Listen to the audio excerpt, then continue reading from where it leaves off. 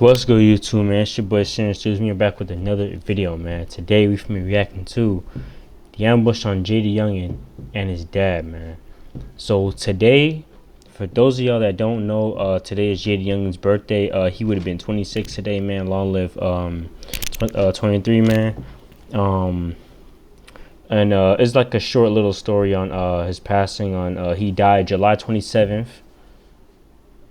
2 years ago, so that was 2022. So today is his birthday. The 27th will mark 2 years since he passed away. So that's crazy, bro. Like, it was just yesterday that he passed, man. Let's get right into it, man. Make sure y'all like, comment, subscribe, turn that bell, share this video, man. Hope you're having a safe and blessed Monday today, man. I know it's the worst day of the damn week, but let's get right into it anyways. On July 27th around 5:50 p.m., JayDaYoungan was ambushed while sitting on the front porch of his mother's home. 5 men armed with automatic weapons pulled into their driveway and opened fire, spraying bullets everywhere. With them was his dad, who attempted to shoot back, but he too was struck with 2 bullets to the arm. Before Jay could find safety, he was hit 8 times and collapsed to the ground. Oh shit. His 5 assassins sped off while he was left lying in the driveway in critical condition. Police began receiving calls about shots in the area and sent paramedics, but it was already too late. JayDaYoungan was pronounced dead 5 hours later at just 24 years old. The motive behind his killing is still in question, but here's what we do know. Investigators have spent the past 24 hours trying to put all the pieces together in a double shooting here. The family of the victim, Demoria Scott, known as JayDaYoungan, they say Sources are telling us the motive for that violence is retaliation. They're all Stage name JayDaYoungan was just 24 years old. In his very short music career, he was really able to make a name for himself, not just in his hometown here in Bogalusa, but also the music industry. Bogalusa. 23, me everything to me, so it's like forever. It's like a lifestyle, so this shit like forever.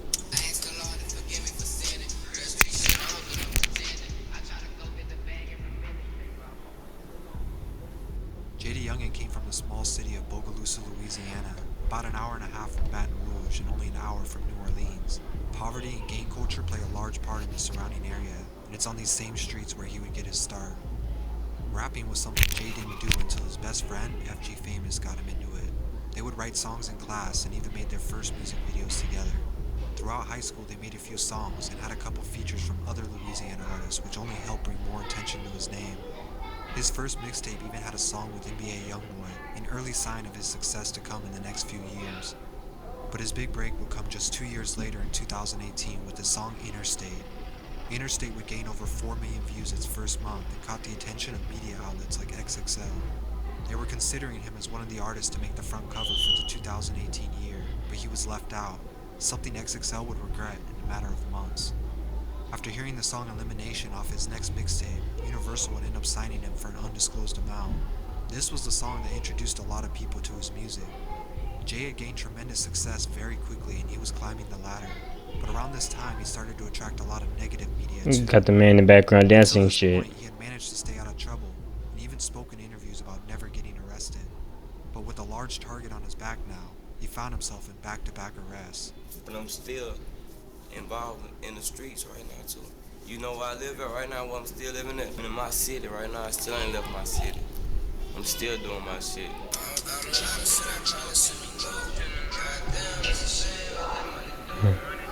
Man, look at him and Ace, man. In 2019, he was scheduled to perform at Rolling Loud Miami, but the morning of, police arrested Jay and several others. Loaded guns, drug paraphernalia, and over $20,000 cash were found on him. Because of this, he missed his opportunity to perform in front of his biggest crowd yet. On top of it, allegations of domestic violence from his pregnant girlfriend were happening around the same time. Oh, And shit. said she had bruises and scars that he left from his attacks. However, during all of this, Jay still released his most successful project yet, Misunderstood, and the song 23 Island was so popular it pushed him to the brink of becoming a superstar and gave him his first platinum plaque. But his ties to the streets were without a doubt starting to hold him back. In September of 2021, with shock and without warning, the internet would learn that he was arrested and charged with accessory to second-degree murder, a very serious charge. This was discovered after paperwork for a $170,000 bond was leaked and people began to ask questions.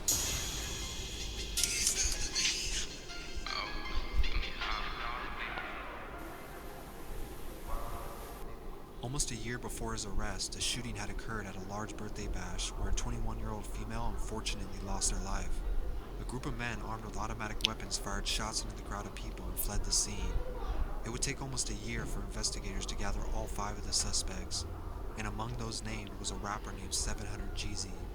He was from a different set than Jay, but they ultimately were on the same team and had the same enemies. During the investigation, police discovered that 700 Jeezy fled the state to Texas with the help of none other than JayDaYoungan. Although he bonded out for this, he still had to spend 8 months behind bars after police found a firearm on him in a traffic stop, compromising his freedom and putting his career on pause.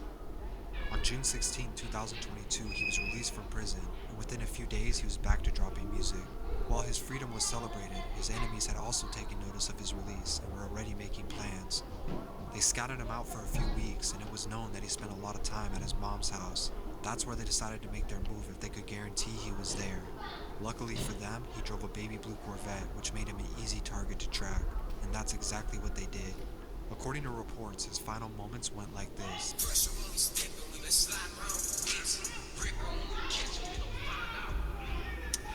Around 5:50 p.m., Jay, his father, and 3 other guests were sitting on the front porch of his mother's house.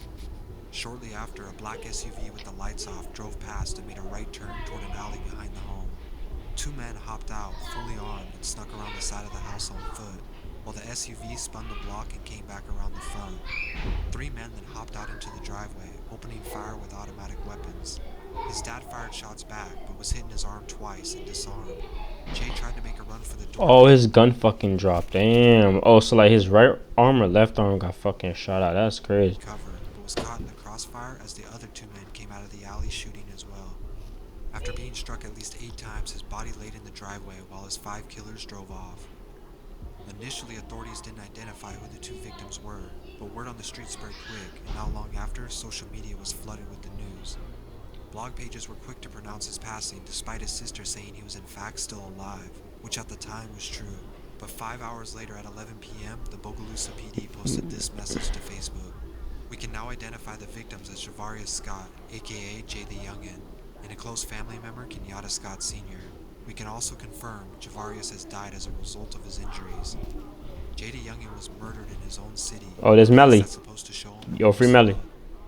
Within 50 minutes of his passing, retaliation from his friends already began. Damn. 50 minutes? They don't fucking play up there in Louisiana, nigga. Bro, not even an hour since he heard the news that bro died. He didn't give a damn. He just fucking slid. Say, fuck it, bro. But I don't blame him, man. That's your dog. There hasn't been a clear motive besides the obvious fact that Jay had beef with that. Hey, I don't condone violence and shit, but that is his dog, so I don't really like blame him for sliding for bro. I mean, he really was pissed. I mean, I'll be pissed as fuck just as much as he is. Like, believe me, that man. It's hard to fucking hear like about your homie passing away. It's hard. Other gangs in Louisiana. He was rich, successful, and certain people wanted him gone. But there is one other theory going around that doesn't involve jealousy or hate. It's possible Jay didn't have people looking for him that day. In fact, he may not have been the intended target at all, but his dad instead. His dad spent a large part of his life in and out of jail for some serious crimes. He's been registered as a sex offender 3 different times. Yo. 2021 for something similar.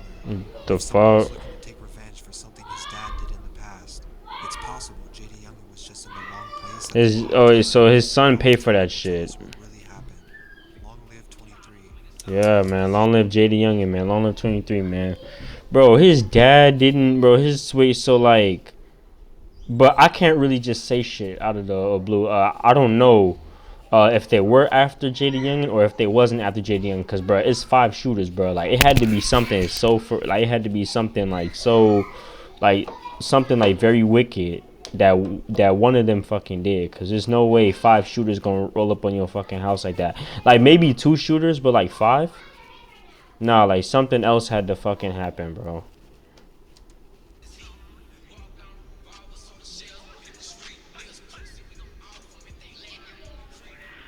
Yeah, long live JayDaYoungan. I don't want to get copyrighted, man. Make sure y'all like, comment, subscribe, man.